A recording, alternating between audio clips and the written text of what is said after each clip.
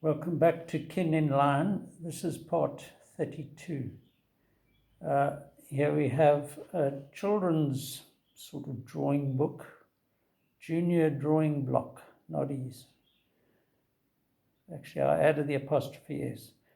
So this was typical of the Bentleys were quite naughty, and I've converted Noddy, little innocent Noddy, into a bit of a vagabond.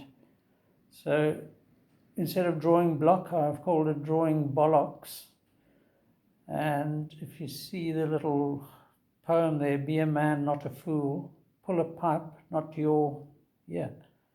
So he's got a pipe. I have to admit that in my youth I did a bit of dope, and a pipe was what you smoked it through. Fortunately, I gave that up before I got into my 20s. But I quite like the Noddy with his dark glasses. And so this is what I took around with me. I was still in the army, 80, 81. This was quite a poignant picture for me because this was my brother Alistair, probably the best womanizer of us four brothers, with a girlfriend in the Hobnob ladies' bar at the Bonsba Hotel. Ever attentive Abby. This is also in the Hobnob viewed. There were a lot of cubicles around the sort of central area with a bar up one side, a sort of bar counter, I guess, yeah, where they served the drinks. And this is just a chap viewed from through that, across the bar probably, into those alcoves. So then, as I said earlier, in an earlier post downstairs, there was a thing called the family tree. And actually, later I discovered that the reason the church family, I always found it odd that a hotel was owned by churches. But anyway, the church family owned this hotel. Unfortunately, it was historic though it was flattened in the mid-90s. But they named the restaurant the family tree, and they had a big family tree, which I would have loved to have seen today, because the churches were like my own ancestors. Among the early British settlers, I think there is a record of a Reverend Church who was recorded at Bathurst, where the settlers first settled. This is again my brother Alistair, late brother. He died very young, 41 in 1996. So he was a real character. I remember him. We went to a party at somebody's house, and it was Saturday night, and there were about 4 people sitting around doing nothing. So he said to the group of us, "Hey, guys, be quiet. We don't want to wake up the party."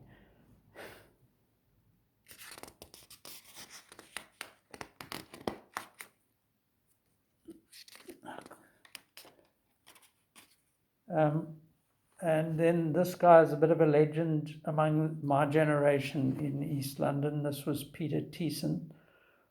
He would, during the army and before and after, for a couple of years, the Hobnob was where the partying happened most of the time, or wherever Peter Thiessen had his disco.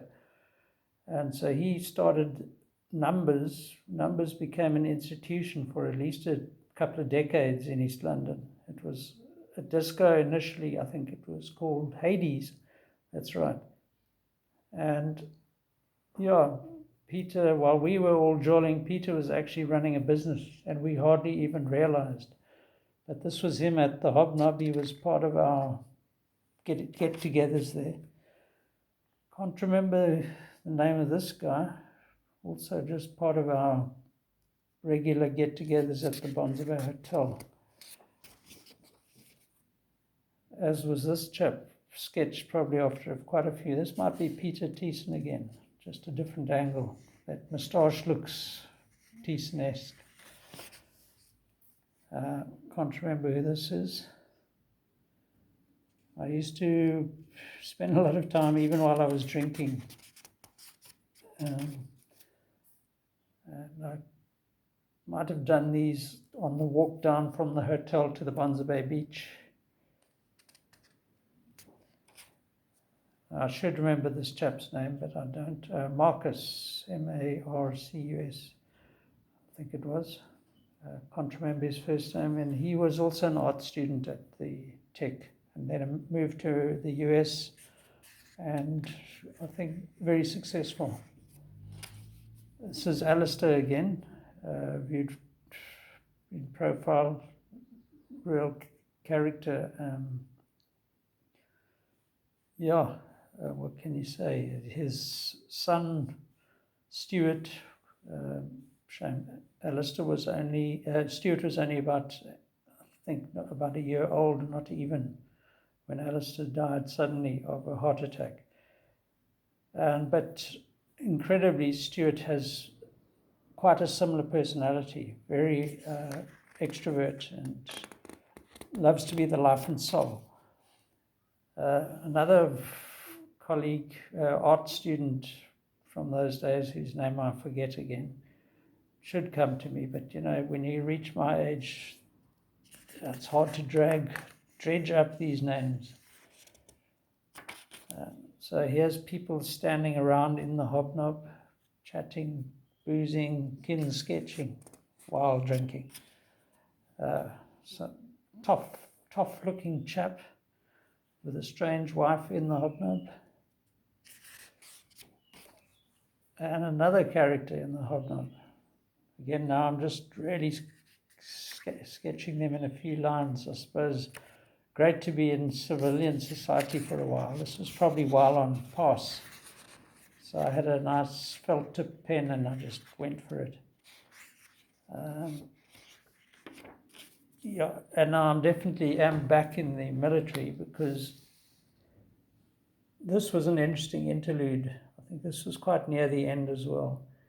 There were a couple of gay guys, and they decided to give us a performance. So this guy's actually making up his face. Can you believe? There's a little mirror leaning against a radio, transistor radio.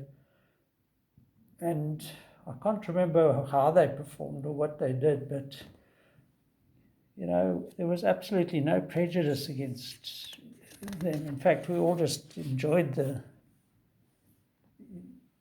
show they put on, as it were. So this, I don't know who these guys are, but this is back in the army, back in Kimberley. Yeah, and I think this, look at the top on the chap on the left, it's kind of like a ladies thing. So these were like transvestite types.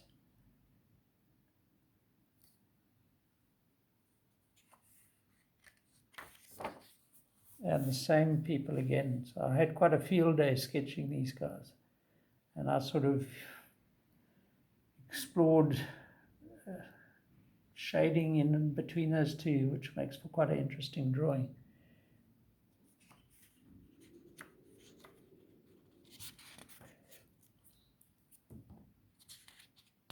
That's quite thick paper. Yeah, on the bed, doing what we spend most of our time doing, just lying around, waiting for the whole thing to end. This is actually quite a complete drawing, so it's a good record. So here was that show that they put on, and you can see this he was made up and probably had little gloves on or something. That's why I've made that around his wrist quite dark.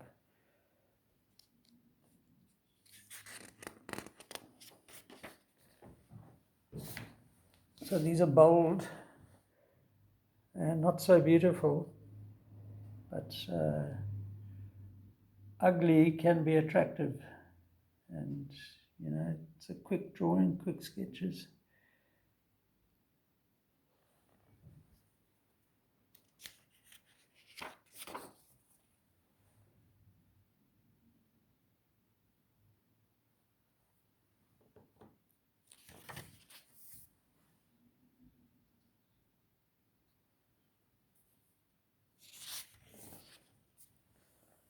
I really can't remember these. I've scanned quite a few of my images in, so I'm sort of used to seeing them on my computer.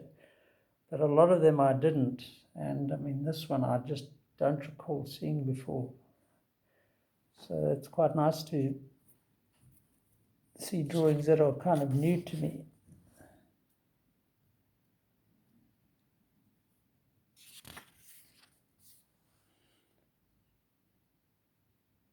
I can kind of picture this thin chap.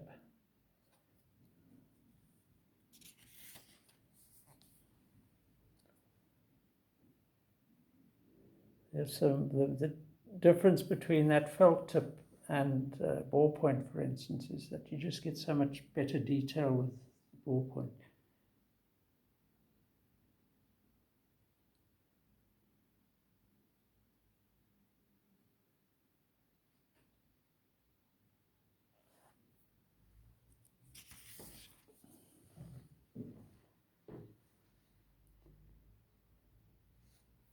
Yeah, I'm just letting the pictures speak for themselves. There's another.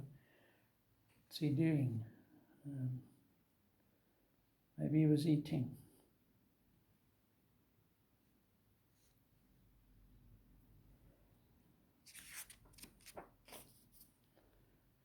Yeah, so Noddy's drawing bollocks certainly got quite a few sketches in. It's a nice pair of feet there.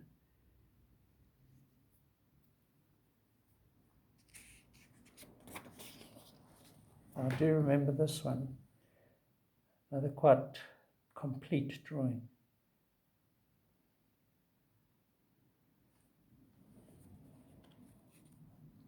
Let's just do one more and then we have to call it quits for this one.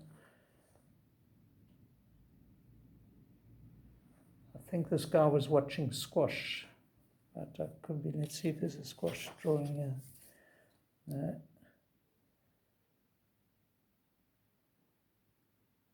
Look at that profile. And those legs.